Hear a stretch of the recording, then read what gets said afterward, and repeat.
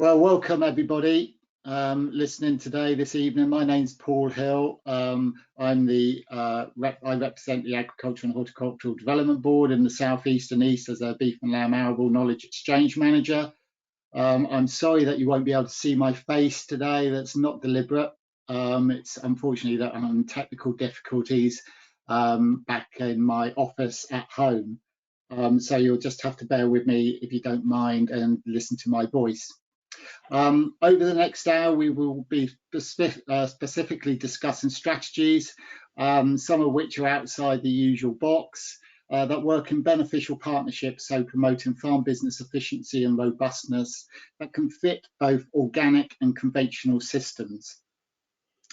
I'm assisted by our in-house technical expert, which is good news for me, Chloe McKee, who will also be keeping an eye on the questions you send in, so to ensure we cover as many as possible. Next slide, please. So before we move into the main topic and I introduce our main speaker, I need to run through some general meeting formalities. Firstly, you will see that your cameras and mics are automatically turned off. This isn't a sign that we don't want your interaction during the meeting, far from it. Instead, we want you to ask questions and raise your thoughts. But to do this, I would ask you to use the conversation / comments icon that you should see over towards the upper top right of your screen. By clicking on this icon, a box should appear on the right of your screen. And at the bottom of this, you will see a place where you can type and submit your questions and thoughts. Then by clicking on the send button to the right of the box, you can send these through to Chloe. I'm intending to do the majority of questions after John's presentation, unless there's something that needs clarifying beforehand. If from this webinar you have any additional questions in relation to discussions or your business strategies, then please feel free to send me those questions on email to paul.hill@ahdb.org.uk, and I will do my utmost to get them answered. So you are aware, this meeting will be recorded and placed on the AHDB website and YouTube, so you can recap on any of the points raised or slides shown at a later date. And everyone attending today will automatically be sent a link to this meeting recording. Next slide, please, Chloe. So to the agenda today, which is pretty straightforward. We have a couple of poll questions in order to get your thoughts. One of these poll questions will be shown in a moment, and then the other will be done towards the end of this webinar. After the first poll question, our guest speaker, John Pawsey, will start things rolling by highlighting the integrated strategies he is utilising, how and where these strategies are bringing benefits to his mixed farming business. We will then open things up for questions and discussion, and then after this, we will do the final poll question, summing up things just prior to finishing at around 7:30. Next slide, please, Chloe. So before we start, I just wanted to give a brief outline to why we are focusing on this topic today. Well, we all know that due to the challenges the farming sector is facing, we all need to adapt to ensure we are able to convert these challenges into beneficial opportunities. Next slide, please, Chloe. To meet these challenges, our farming businesses are now facing. It is crucial that we start to look at strategies outside our usual box. This innovative thinking is made even more important with the phase out of Pillar 1 payments by 2028. Having said that, we must realise by 2024, when payments are delinked from the farmed land, BPS reductions will certainly be felt within the cash flows of farm businesses, as they will be around 50% less. Regardless of what colour rules in Parliament from 2024, the Environmental Land Management Scheme will then be with us, which is founded on the principles of public money for public goods, which is very much associated with the protection and enhancement of our natural capital. Next slide, please, Chloe. So with these changes in mind, it is a must that we re-examine every aspect of our farming operation, so to ensure we are more efficient in what we undertake in order to reduce our inputs while still consistently achieving viable outputs. However, This all needs to be done. All needs to be undertaken in line with the government 25-year environmental plan, which is the backbone to the current and future, statutory regulations. With this thought in place and the pressures our conventional toolboxes are under, this evening we have the chance to explore how integrated farming methods used within organic strategies could be beneficially integrated within conventional farming operations, so to promote farm health and performance. So with that, Chloe, I'd just like to, could we go to the first poll question? So to kick things off, just before John comes on stage, I'd like to ask you this question, which is very much geared to livestock within mixed farming operations. You can see the question is, do you think that livestock are an important element in developing a sustainable and robust arable rotation? And you've got a choice of 3, yes, no, and unsure. So if you could actually vote, make your vote now. While you're doing that, I'm going to actually introduce John, and then we'll come back to the results. So John organically farms a 650-hectare arable and livestock farm in Suffolk, plus additional 980 hectares for other farmers. The 650-hectare farm consists of Hanslope series clay and chalky boulder clay. He started his organic farming journey in 1999 due to concerns about soil degradation and the effects his strategies were having on the farm's environment and biodiversity. To mitigate these challenges, as well as to develop strategies that would be more robust and resilient now and in the future, John has and is developing an IFM, or integrated farm management techniques, that promote beneficial partnership between farming operations and its environment. In order to bolster his integrated farm management methodologies, in 2014, John introduced a flock of New Zealand Romney ewes into his farming operations. This 1,000-head flock, which is managed in hand, now forms a vital part in managing weeds, plus building and recycling nutrients around the farm, together with beneficially supporting his arable rotation and helping to enhance environmental objectives. John often shares his farming challenges and thoughts over Twitter and YouTube, along as being invited to speak at many major farming events. So just before I hand over to John, let's just revisit the poll question to see how the voting has gone. So yes, we have, which is brilliant to see that a lot of people are already converted, 86. And then no, we've got, sorry, Chloe, I can't see all that. We've got, nobody's voted no, and then 14% of the audience are currently unsure. Okay, John, so welcome, John. With that, it's a great pleasure to have you here this evening. Just before you start your presentation, what do you think of that? I think we've got the converted. Well, I mean, you know, I've just got to convert 14% of the people. So I think I'm going to go down to the pub for a beer, actually. Brilliant, John. So over to you. Great. Well, Paul, thank you so much. And thank you, Chloe, for organising this. It's really kind of you to ask me. The first thing I'm going to tackle is converting arable, looking at converting an arable system to organic versus a livestock system into organic. And you know, the livestock one, well, I'm going to come on to that, but the arable conversion just requires a complete change of mindset. I mean, you just have to turn everything on its head. I was trained as a conventional farmer, was on the basis professional register, did all the spraying on the farm myself. And it took me quite a long time, in fact, nearly a rotation and a half to really get my head around actually what a successful organic rotation was. And so that's a big change of mindset. So, you know, the first thing that you realize is that, you know, you can't just, you know, grow a load of crops and then speak to a merchant and then, you know, suddenly somebody's going to take it all. I mean, everything you need to put in the ground, you really got to have a market for. And, you know, it spent a long time working on my own to the beginning, but then working with Organic Arable, who we sell all our combinable crops to develop markets for organic crops and people who really value them in the UK. And so just very briefly, all our spelt goes to Sharpen Park. Our wheat, beans and barley goes to BQP, British Quality Pigs. Our oats go to White's Oats in Northern Ireland, and then we've got 1 or 2 niche crops. We're growing some vetches for Church and Pures this year. We're growing some chia for Fair King as well. So we're growing lots of little novel things, but you've got to get a market sorted out before you put anything in the ground.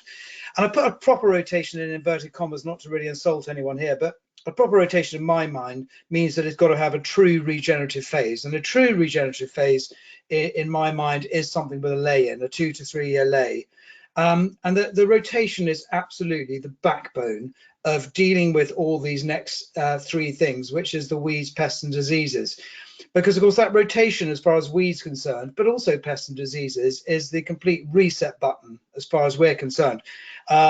It just, you know, rights wrongs. It wipes the slate clean to a certain extent of all the mistakes. And my goodness, I've made many mistakes in the cropping part of the rotation.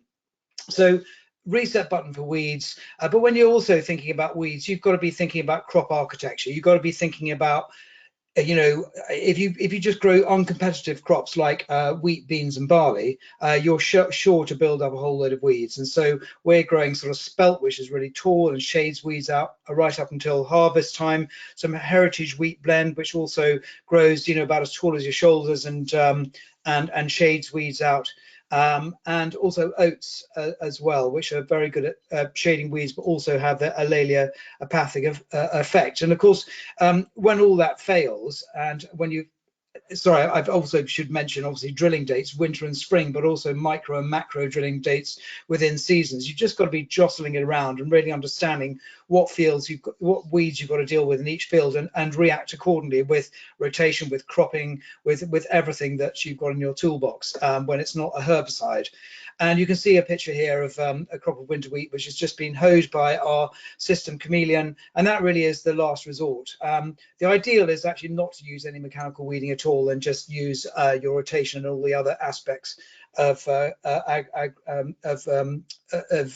you know, your agronomy to get over weeds. And pests are the same. I mean, if you've got a proper rotation, then, and with lots of different crops in it, winter and spring crops, lots of different species, then of course you're going to break pest cycles. And one of the things that we really haven't missed farming organically is insecticides. And you know, my top tip of the evening is just stop using them now. As soon as you stop using them, then you're going to start building up beneficials. It takes some time, but you know, just do it. Diseases, increasingly we are growing more than one crop in a field to try and get over the problems we've got with disease. And if anybody follows my Twitter account or my YouTube account, you'll see that this year we've been experimenting over the last 4 or 5 years with growing bi-crops with different crops in there to really address the fact that if one crop does very badly because it's got disease, then the other crop will take over. So this year we've got 250 hectares of wheat and beans in the ground. We can suffer very badly from chocolate spot, so the chocolate spot gets hold of the beans, then the wheat does well. If the chocolate spot isn't around that year, then the beans dominate, and then you get a poorer crop of wheat. But at the end of the day, you're going to get an average yield. And having looking out on those wheat and beans this year, there's a lot of crop to harvest there. So I'm feeling very buoyed up about that. More cultivations, you know, because we can't use glyphosate, there's no doubt that we do have to make full seed beds and do more cultivations. But increasingly over the years, we've stopped ploughing, and we haven't broken a lay with a plough for 4 or 5 years. And back to building fertility, that's really done, obviously, going along the lines of a proper rotation with a 2 to 3 year lay. But it's absolutely imperative that you get a really good establishment of that lay and get it going, because it's the building block of the rotation to support. We support, you know, another 4 cash crops after that fertility building period.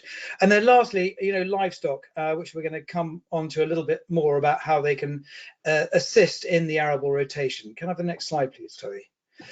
So livestock, you know, arable is a real challenge, but actually livestock, you know, they're just an obvious fit for an organic rotation. You've got those lays, and before we had them, we were just cutting and mulching these lays, costing a huge amount of money and diesel and wearing parts and so on and so forth. And just get a load of, you know, livestock on the farm, and they do that all for you.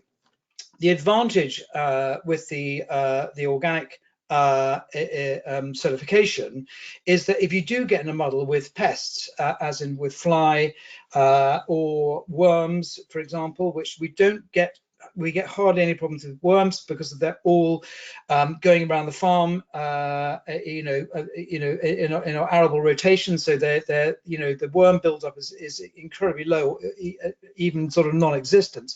But if we do get a problem, we can treat it. Whereas in a crop, if we have a problem with a pest, we can't treat it. So there is an ability in the system to treat for pests, but if you have to do it too many times and you have to log every treatment, your certification body will be down your neck and they will say that your system is unsustainable and you can get decertified. So you can't, rely on that, but it is there if you need it. Also, a lot of our oats go out to white oats in Northern Ireland. We have to screen them because they're going for the human consumption market. And, we are feeding our cleaned out beans and our oats to the sheep. So they've actually provided us with a home for some of our crop byproducts that we were just composting before. Skilled labour can be a problem, but I'm incredibly lucky. I've got the wonderful Robert Spink and his team. So I pay Robert a flat fee, a monthly flat fee for all the labour on the farm. And he's absolutely brilliant with his team.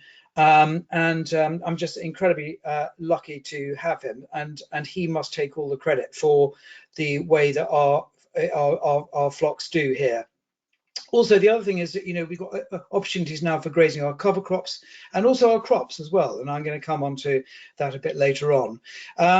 Equally, it diversifies our income. I mean, harvest 2020 wasn't particularly good, but, the crop of lambs we had from fattening, our fattening enterprise 2020, obviously the lamb price is doing incredibly well, filled in a bit of a gap in cash flow, which was fantastic. So diversifies income. Also, because Alice, my lovely wife, sells pretty much all our meat either through local butchers or local markets or local restaurants, we get this ability to get near to our customers. So we're starting to talk to them about meat, but we're also now talking to them about, flour and the other products that come from the arable part of our rotation. And that's because the lamb has got us nearer to our customers. And this is a bit of an airy-fairy one, but it brings life back to the farm. Seeing a moving landscape is absolutely fantastic. So so why did we go for the breed that we've got? So yes, can we have the next slide? So we went. Well, why did we actually go for sheep? First of all, is because basically they're a very low capital cost to introduce. They're all on electric fencing, movable bowsers. They move around the farm. They all lamb outside. No buildings required. And so, what's not to like? Very low capital cost to get them on the farm. We looked at 3 breeds and the New Zealand Romney in the end won out on the other 2 breeds that we looked at. And at the time it was because of the availability of the genetic breeding values, which were there for the Romneys, and we felt we could design the flock that we needed. Low management input, that easy care breed thing is really sort of, the time we spend is actually putting up and taking down electric fencing. And so we need to do some figures on that to see if we need to put up some permanent fencing. But other than that, it's a very low management input. Outside lambing, always lambed outside. They've got good feet. I remember when I started looking at, what livestock to get, and I started reading voraciously all these books about sheep, and they were constant pictures of people paring back sheep's hooves and blood all over the place, and it looked pretty gruesome. We don't do any of that. All our Romneys have got incredibly good feet. Very, very rarely do we have to do anything to that. Good resistance to worms. And can do well on poorer pastures. Now, generally, in an arable rotation, we grow very good pastures, but the last 2 years, very wet winters, difficulty establishing our leys because we had very dry springs. We've had some poor pasture, but the Romneys have just done incredibly well on them, I have to say. And again, opportunities to graze the cover crops and use and our crops and also our screenings. Opportunities for sheep. What are we actually using them for on the farm as far as weeds, pests and diseases? Well, this is not my flock, I have to say. This came from a neighbour of mine who actually wasn't necessarily a shepherd, but he was a sheep dealer, but quite a few sheep on his own farm. And he was great because before we had sheep, I could ring him up and say, look, you know, we want a couple of thousand sheep on the farm, or 1,000 sheep on the farm, and we wanted, graze some of our leys, which he did. But also in 2012 we did this wheat grazing trial for weeds and disease. Basically, it was harvest 2012, which was a dreadful harvest, very, very wet. We had a lot of septoria in our wheat, and also a lot of blackgrass.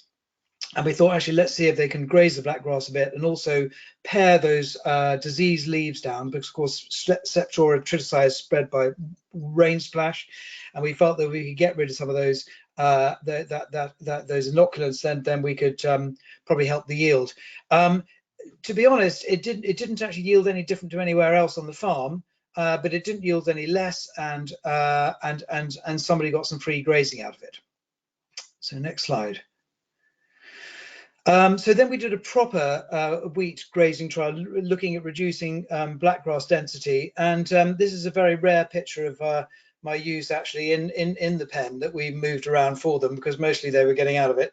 But anyway, we did this with the Organic Research Centre, and the take-home message is it lowered 20% of the blackgrass heads in the plots that we grazed. Now, you can say, well, okay, fine, but you've still got 80% of your blackgrass heads left. But when you're looking at, when I talked earlier about weed control, and you're looking at rotation, and you're looking at crop architecture, and you're looking at drilling dates, and you're putting the sheep in as well, all those, little 20% add up to something that's really significant. So it's that sort of many little hammers approach, that it's just not one thing that's going to be the solution. It's a combination of many different things. So we were quite enthused by that.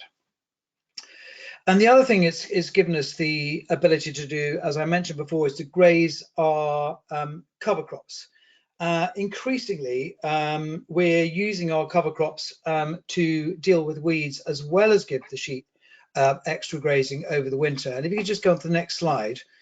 If you look carefully down the center of this this slide, you can see that this field, sorry, I should explain, it grows yellow with charlock. It looks like a crop of oilseed rape, and of course I tell all my neighbors it is oilseed rape, but it's not, it's charlock. And it's been a constant embarrassment for me for a number of years. It was seen from the main road, which is also quite distressing. But if you look down the center of this picture, you'll see there's a distinct line. On the left hand side, you can see a lot of weeds. And on the right hand side, you can see very few weeds. Now, most of those weeds in there are actually thistle. The difference between the two bits of the field is the bit on the right hand side had a very thick cover crop on it, and on the left hand side it basically just regenerated weeds, but also volunteers from the previous crop. So it was much sparser. We then brought the sheep on. We basically mob grazed it all the way up the field. It's about a 16-hectare field. Mob grazed it all the way up to the top. Then in a frost, we took a light cultivator, made a seed bed very quickly. At the end of February, we drilled it, and you can see the difference in the weed population where we had that cover crop. So increasingly, we're looking at where we're not ploughing, and this wasn't ploughed, is using cover crops to sort of take the ploughing effect of reducing weed numbers, and also giving our sheep some winter fodder. So can I have the next slide, please? And of course, the last one is insects. And I said before, it really is, we still, fungal diseases, in a bad sort of yellow rust year or bad septoria year, bad chocolate spot year, we can get some serious yield losses. Less now because we're bicropping, but in the past we have. This picture was taken, the sort of the mess of insects and ladybirds and caterpillars and grubs that are on the larger picture, was taken off the back of our mower when we were sort of cutting one of our leys. So you can see the amount of species that these leys, especially when you're using clovers and sandfine and lucerne and burst trefoil, Persian and crimson clover, and all the different bits and pieces we put in our diverse leys, you can see the amount of insects that build up in it. Now, they're not all good insects, but you need to have the stock of beneficial insects to deal with the non-beneficial insects. And unless you've got that stock to be able to react against an insect attack, then you're really sort of fighting a losing battle. Thank you. So soil health and the key role of livestock. So again, and I'm sort of banging on about this, but it's just so incredibly important that people talk about regen ag, and they talk about putting in the old cover crop, and they're talking about direct drilling, which is all incredibly worthy and right, and the regen ag thing is incredibly exciting, but in my view, regen ag along those lines, coupled with leys and livestock, really brings in the ultimate regenerative phase, and it is absolutely the powerhouse of any rotation. If we get our leys like the one that you can see in the picture here, like that, I mean, we are absolutely rocking for the next 4 years in our rotation. It's building soil life, and it's building organic matter. And a groundswell I went to a wonderful talk by Tim Parton, who is somebody I hugely admire. He's a regenerative agriculturalist. He's doing lots of direct drilling with cover crops, always keeping something in the ground, but also sort of applying lots of bits and pieces to help the soil work, to deal with slight deficiencies. Now, I've put keeping the fertility building simple here because this is not scientific, of course, this is my gut feeling, but I feel that livestock do all those things for you. So you shouldn't have, you just got to keep it simple, get livestock in there, keep that, that circular life cycles going with all those soil microorganisms, which completely trip off animal manure and animals being on the land. And again, naturally feeding organisms to build healthy soils, but again, also building soil carbon. I mean, our organic matter has gone from 2.9% to 5.5% in under 20 years, and that's from having leys in the system. Sorry. But also more organic matter, again, as we all know, increases the soil's water holding capacity, which also makes it more resilient to having machinery on it, but also for having livestock on it in the winter as well. And of course, improving soil structure. So it's just so important. This is just a picture of, what's not to like about that. That's our, some of our ewes and lambs going on to, actually they're shearlings, actually going on to some red clover mix, actually, and you can just, you don't have to be a scientist to know what that's doing for not only your use, but also for your soil. And just very briefly before we go on, is that we do not put our sheep straight onto something like that. We give them a small amount to fill up on, and then we let them out of the field, and we haven't had a problem with bloat at all. So yes, next slide. And to sort of really push this message home about soils is, we did these 2 tests, which was a CO2 burst test, which is measuring the respiration from microbes in the soil. And there were 3 different farms here: a traditional sort of plough-based farm, which is the Cornish farm, the Belsham farm, which was a no-till farm, and Shimpling. And we asked them to do tests at the high end of the rotation, i.e. the most fertile bit of the rotation, and the lowest bit fertility at the end of the rotation. And you can see here, doing the CO2 burst test, is at the high end of the rotation, we are absolutely streets ahead of everyone else. And even at the low end of the rotation, right at the end of our rotation, we are still keeping up with the no-till version. The next slide, please. And again, with soil organic matter, and this is, it then proves the point, is that, obviously, doing the, we do the loss on ignition test.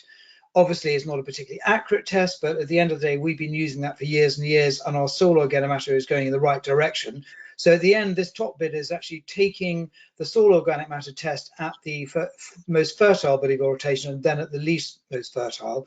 And you will see that, we are, even though we're using organic matter during the rotation, it does what a rotation does. It goes up and down. I'm not sure if you can really understand that slide, but I can answer the questions on it later. But basically, builds at the beginning, we use it up, and then we build it back up again.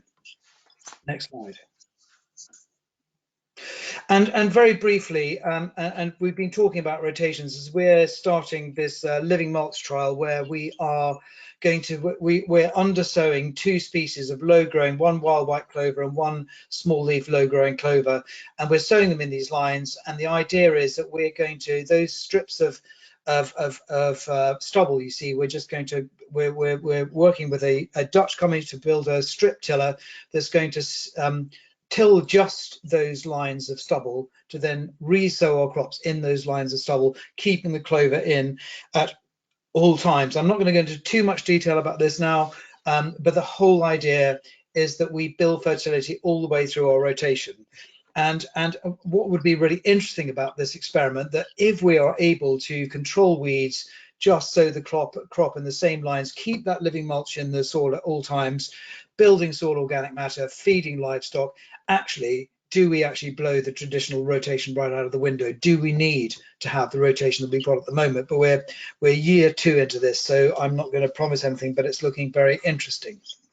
Thank you. So just some incomes and looking at diversifying income, and just very briefly, if you go to the first one, so this is our organic rotation. So this is just a budget for an organic rotation without sheep. And so we obviously take the average gross margin across the whole of those 5 years. So this was when we used to have a single year fertility building without sheep, and then 4 crops afterwards. So the red clover ley was undersown in the previous crop, so it was in the ground for about 18 months. And you see you've got an average gross margin of 927.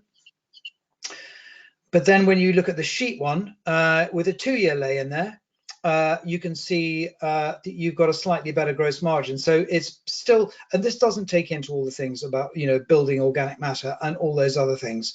And so, sheep, provide you with those advantages that we didn't have before we had them. John, John, just before you go on that one, can you just explain on the environmental payments what options they are? Well, those on the environmental payments, obviously in there, all I've put in there is the conversion payments and the maintenance payments afterwards. So that's the 175 followed by the 60. What this doesn't show is that in year 1 of our leys, we have a pollen and nectar mix under an old HLS scheme, and that pays us £550 a hectare, and that's on 40 hectares. So in year 1, it's a pollen and nectar ley, which pays us £550 a hectare, and then the second year we're able to graze it by sheep, and then we've got another 40 hectares in. So the kind of options that we're using within HLS, and I would also equally think that under ELMS, is there's options in there that I think will be able to build soil fertility, but at the same time feed livestock as well. So we've got to be we've got to be absolutely up for that, because at the end of the day, it's a fantastic story. Thanks. So sort of slightly going through, so organic farming, what we are sort of kings of surveys, in the way that we do surveys every year. And so looking at our bird survey, I'm going to the slide in a minute, but just looking down the sort of red list breeding and the amber list breeding birds that we've got, we've got everything there. In not only are we increasing numbers of species on the farm, we're also increasing the numbers within those species. So if you just go into the next slide, please, Chloe. So we took on a neighbouring farm which had been non-organic, and we did a bird survey on our farm in 2015-16. So it was over winter, and then a breeding bird survey in 16, so winter 15. And then in the breeding bird survey in 16, and we compared it with the same person doing the survey. And on this other farm, as far as amber and red breeding bird territories were concerned, they had 43, we had 132. But looking at the winter bird territories, it's just absolutely staggering, is that we've got 25. They've got 25 and we've got 612. And one of the reasons for that incredible number, it comes back to our leys. And if you think about it, we are undersowing in cereal crops. So what you get when you're undersowing is lots of overwinter stubble all over the farm. And then, of course, when those diverse clover leys come through with all those flowers, it suddenly then turns into this amazing pollen and nectar mix. Even if it isn't specifically a pollen and nectar mix, you know, our clover-rich grazing leys contain a huge amount of bees and other insects. So I put that back down to having livestock in the rotation as well. And organic farms are often, you know, criticised for, being terribly harsh to ground nesting birds. Well, when the Suffolk Wildlife Trust did this survey, they counted more skylarks on our farm than they did in any other farm, even compared to a farm that was on the Suffolk coast, which has some migratory birds in there as well. So as far as I'm concerned, you know, we are doing a great thing for ground nesting birds, because actually we've just got greater numbers of them. So if we do dislodge 1 or 2 nests, usually they have a second clutch, but the fact is, at the end of the day, we've got more ground nesting birds in there anyway. It's not just organic farming, it can be regen farming because they're leaving stubbles as well. It can be livestock farms with leys as well. So it's not just about organic farming, it's about that system. So there's a butterfly survey. There's a list, 23 species. They were the sort of rarer ones in there.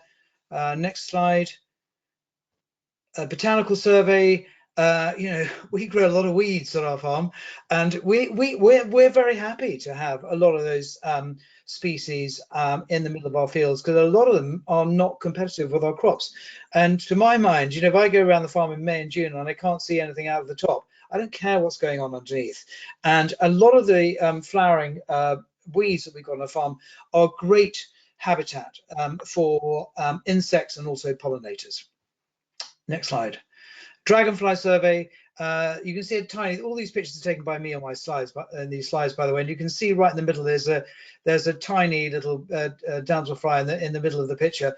But that was only 15 species found, but we only have 1 or 2 ponds on the farm and no watercourses, so it was found, it was judged to be you know, a pretty good outcome.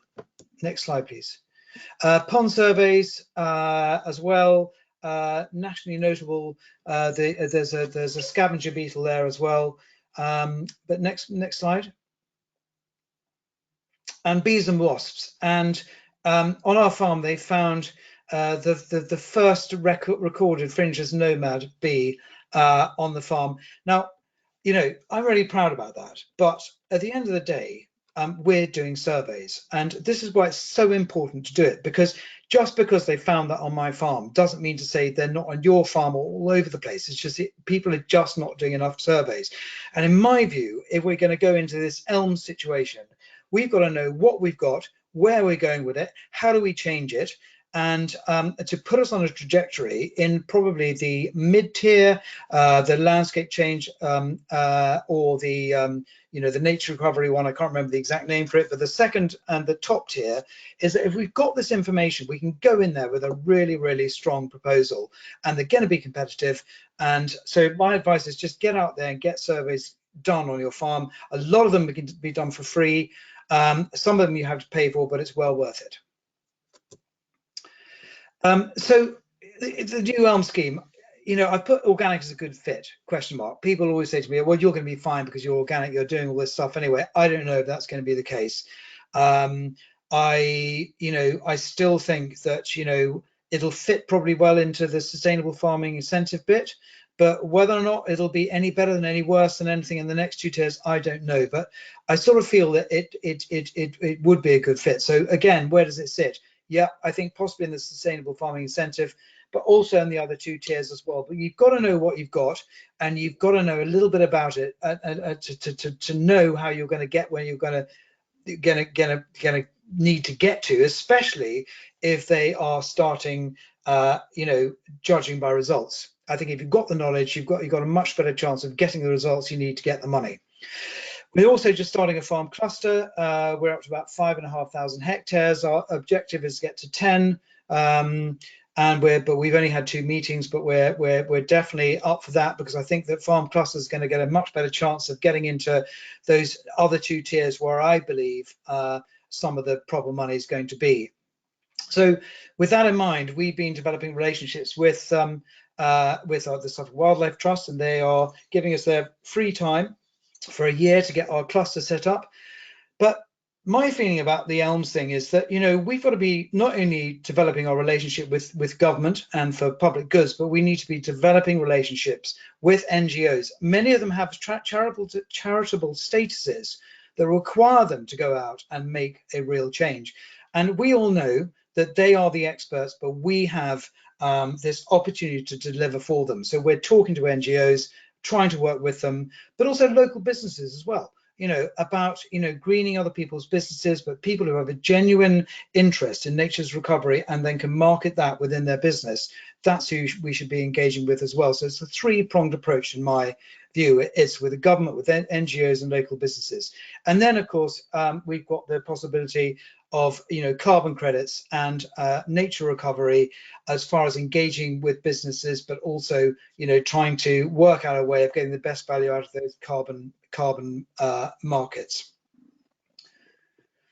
So agroforestry, Paul asked me to do a little bit. I've just got one slide on this. Basically, this is our agroforestry scheme. We put over 50 acres on the farm, so 20 hectares on the farm in 3 fields.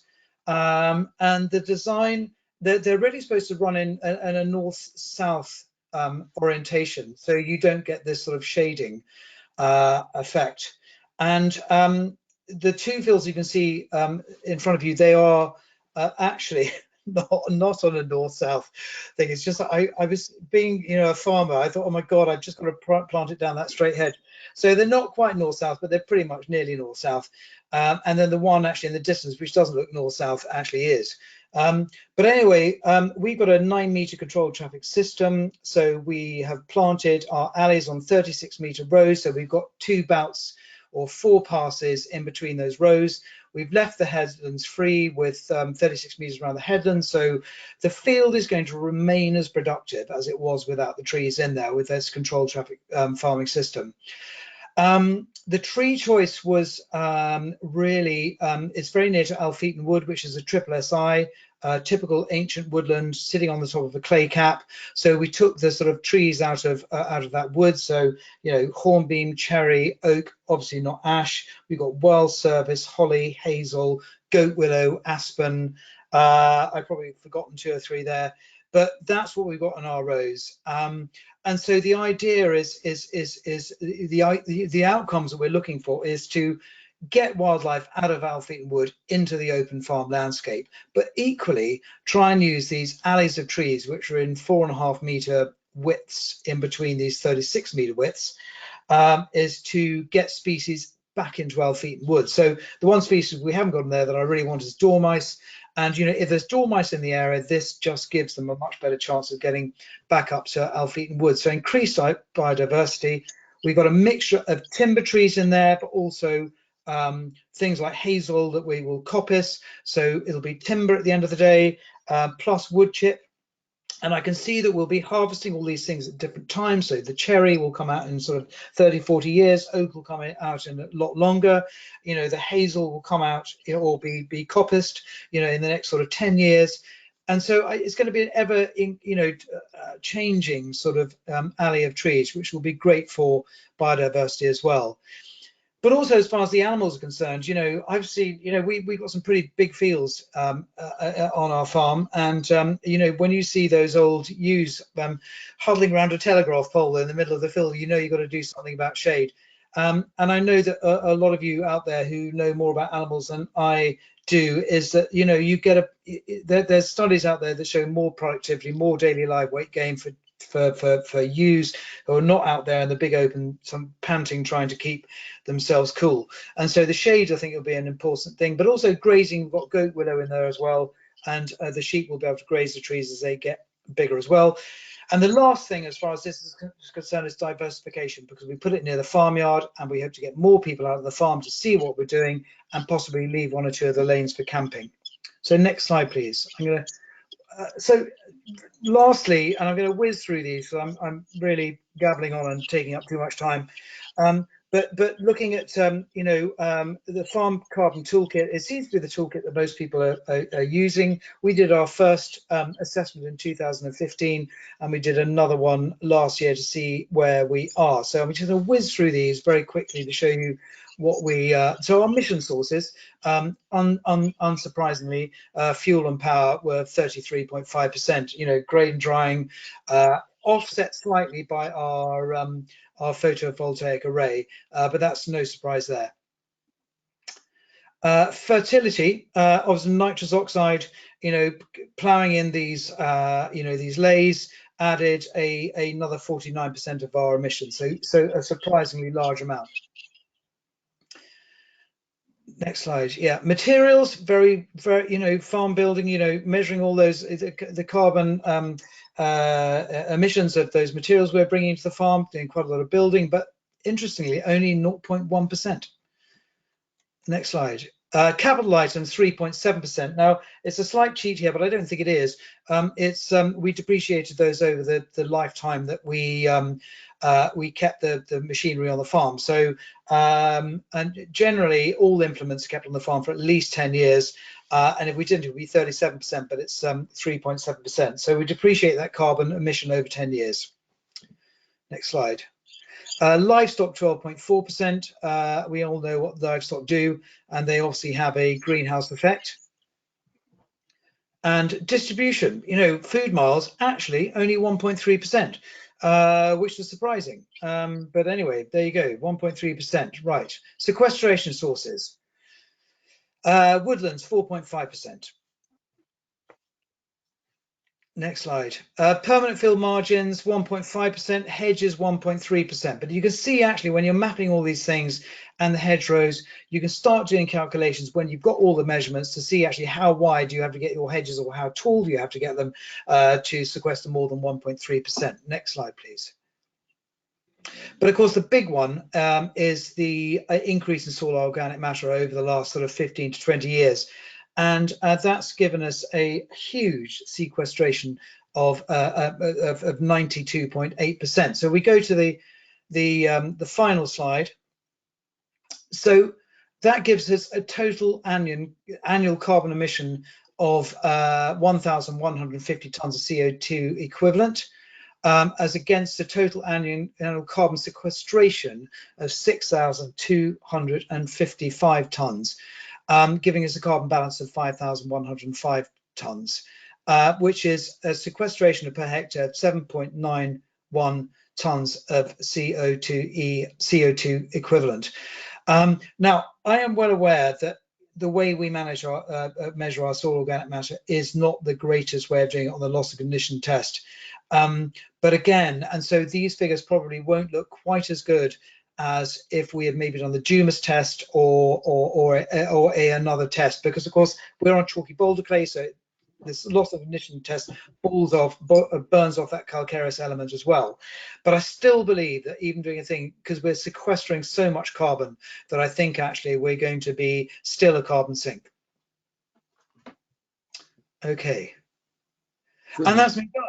So sorry, I've gone, we've got only 10 minutes left, but thank you so much for listening, and very happy to take any questions. Brilliant, John. Thanks very much. I mean, what's come across there, there's so much there, but how everything integrates together and how important that is, that there is a partnership between everything that you've got on your farm, all working together. I think that's completely right, Paul. And I know this is an old chestnut, but diversity in any business, be it diversity in the sort of different business things that you're doing aside from farming, but diversity within our rotations, it just builds resilience into your business. And you can't, no one can deny that. You've just got to bring more complexity into everything that we do. John, Chloe, just while you look at the questions coming in, just a couple of things which I know people will probably be interested in. Just going back to your sheep flock, what's your lambing percentage now, John, outside, and where do you want the sheep to be? Let's say by 2027, when BPS is near enough gone, what's your goal? So our lambing, we scan at about just around about 180, and then we end up with about 1.55. So, you know, it depends on the year really, but that's where we are. I think that's pretty good for a sort of organic outside lambing flock. I would be interested to know what other people think, but you can certainly make money at that as far as we're concerned. And Paul, what do you mean? With as far as the sheep concerned on the farm, when BPS goes? Both really. You know, your goal for where do you see your farm in 2027?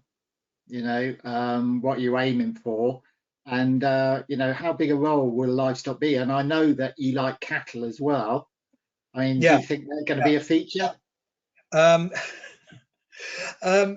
First of all, my goal for 2027 is to continue to diversify our business. And I talked a little bit about that along the lines with the agroforestry, but we're looking at, we've got 25 school visits a year. We have lots of people coming out looking at the farm.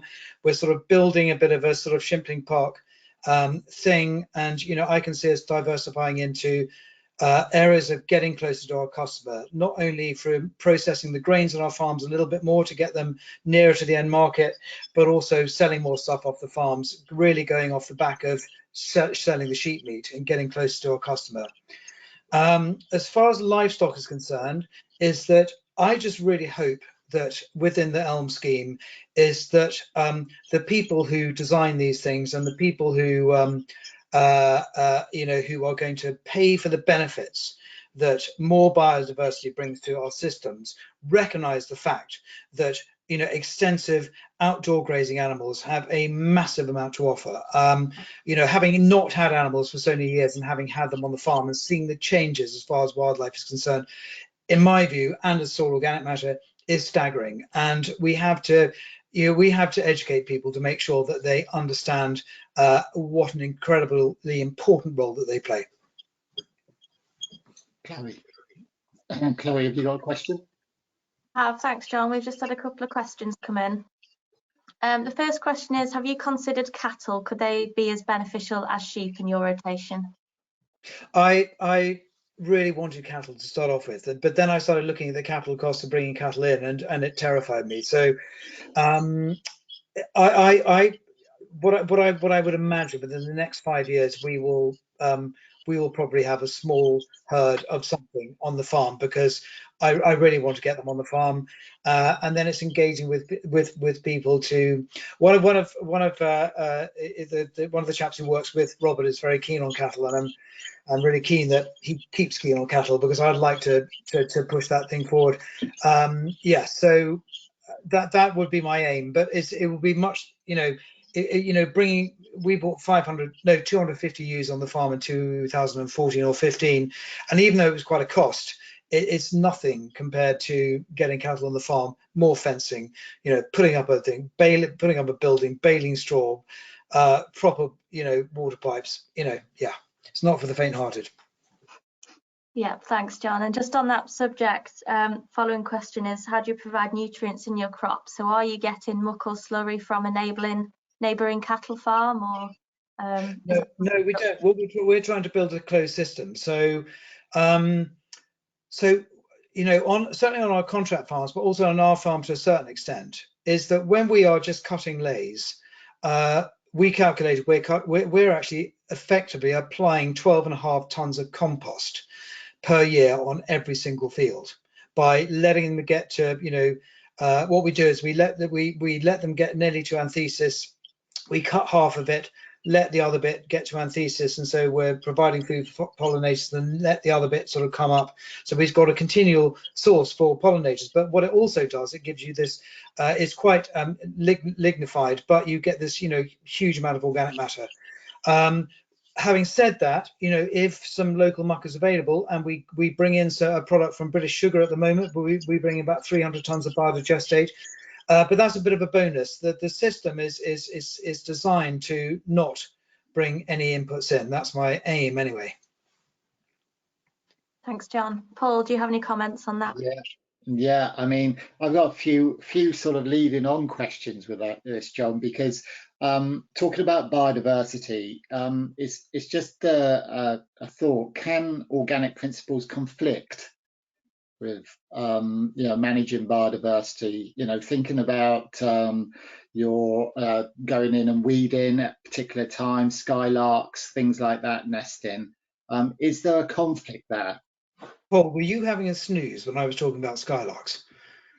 No, I wasn't. I don't think so. I just think there's a wider conflict here. Skylarks are the one thing that we have in absolute abundance, and I think the point I made was that if you generally we go through once with a harrowcomb weeder, which is very early on before ground nesting birds are nesting, and then we go later on with an inter-row hoe if we need to. Some fields we don't weed at all, and then generally we go in once with the inter-row hoe, and if we've disturbed any nests, then usually they'll go back and have a second clutch. Most ground nesting birds will do that. In fact, all will do it in given a good year.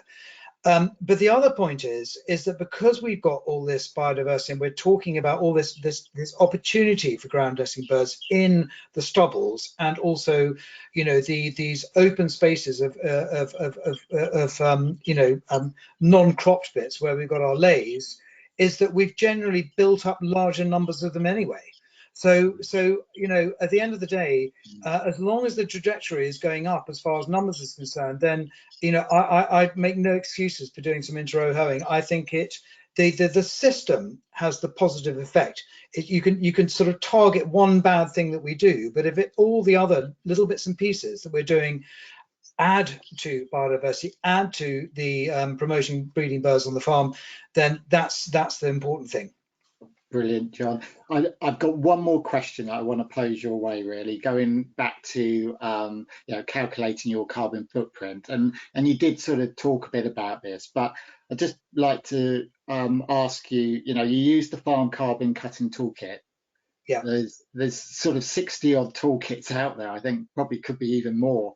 What made you go that way with that particular toolkit? Because a lot of people get confused, looking at all these toolkits. What should we be using?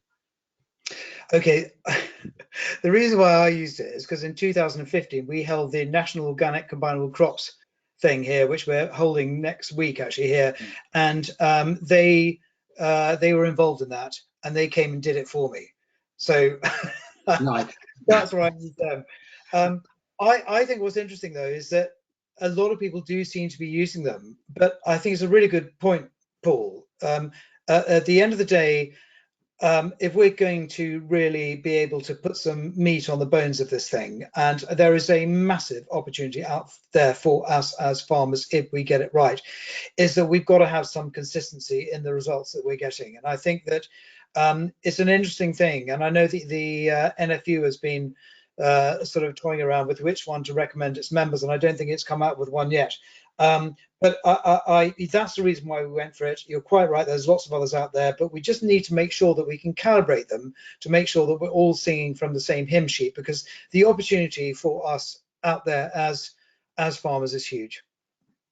Brilliant, thank you, John. I mean, you've had try an hour, that's close to sort of an hour of just talking, which I really appreciate. I mean, there's so many more things that we could ask you about your system, but like I say, it's given us a real insight, I think, to how everything needs to work together. So thank you for that.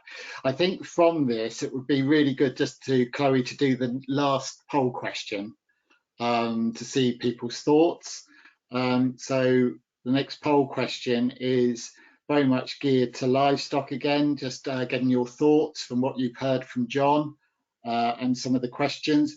Will you be bringing livestock into your arable rotations? And we've got four choices already. Have livestock in the rotation, yes, no, or undecided. So if you'd like to just vote now, just before we sum everything up, that would be brilliant.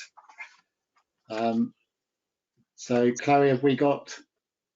Yeah, I'll just, the votes are coming in now, so I'll just give everyone a few more seconds and share the results. Oh. 82% already have livestock in the rotation. John, what do you reckon on that? Good going. Well, all I can say is that I'm embarrassed because obviously my knowledge of livestock is so limited compared to the people watching. And again, can I just take this opportunity to thank Robert Spink again for all the fantastic work that he does here. I'm really pleased with that result to have, yes, 18%. I don't know how many people that is, but that's great. Fantastic. Thank you. It's all positive. Thanks very much. That's great. So really, it's just down for me to sum everything up, really. So if you can just bear with me for a couple more minutes, that'd be fantastic. So next slide, please, Chloe. So just as a reminder, just to that's it.